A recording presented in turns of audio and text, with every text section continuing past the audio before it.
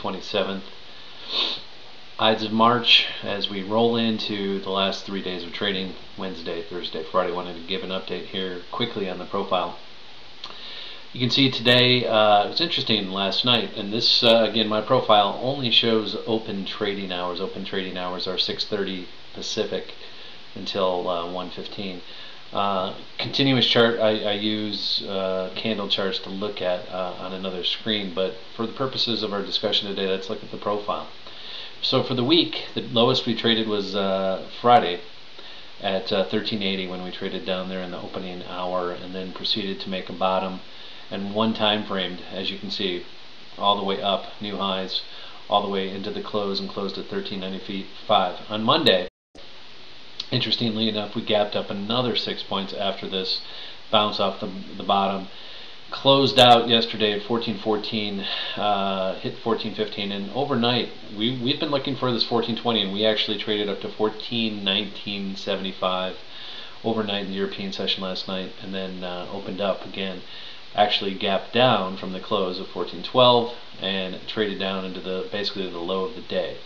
So what does this all mean? The range for the last week, we're looking at a week here, 1380 up to 1415, with again outlier being 1420. So about 40 points is the range we've been trading. A lot of gaps, and I said this earlier on the Twitter feed at Mistrade, that I just felt that this is a really ugly profile. Yesterday we closed with a B formation, which is many times again a bullish situation, with most of the volume here and then breaking out. What you'd like to see with this is some type of pullback on the open to this 1405 level. Well, we didn't see it off the open until the end of the day. And now what you've got is a reverse or a P formation, which is sometimes bearish for the next day.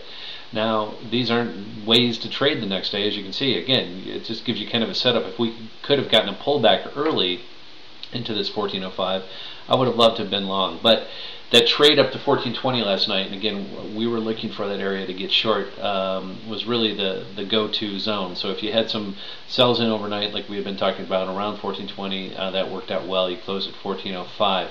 Now, however, a pullback looks somewhat bullish here down to 1400. And you can, again, if we go back further than the 5 days, you'll see what I'm talking about. The old high here was 1408, and there's a lot of support here in this 1395 to 1400 area from 2 weeks ago. And then you've got some bigger gaps still yet to be filled from the Fed, and here was the Fed day here, back down here to the 1365-70 area. So what do I mean by an ugly profile? Well, there's a lot of fits and starts, gaps up every day or gaps down. It's been one strange market. There's not a lot of fluidity. The market is not very liquid, and I continue to say this. Yes, I can read a chart with the best of them, and the trend is clearly up. But end of month, end of quarter, there's definitely some games going on, and then you got the new month, new quarter starting at the beginning of April. So what does this all mean? As we approach the 1420 level, I really think you've got to exude some caution. We're only about 150 points from the all-time high now on the S&P. Again, well aware of that, but we have gone straight up, and I mean straight up on the S&P now for almost 4 months. So we've gone from the 1050 level all the way up here to 1400.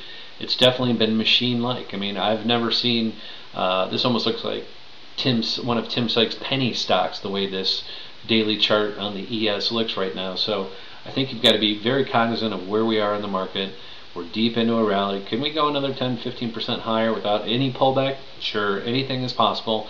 Again, and that's why I think shorter term trading right now is the only way to go, and that's why the profile is the way to look at things on many contextual levels. So again, not an easy trading market.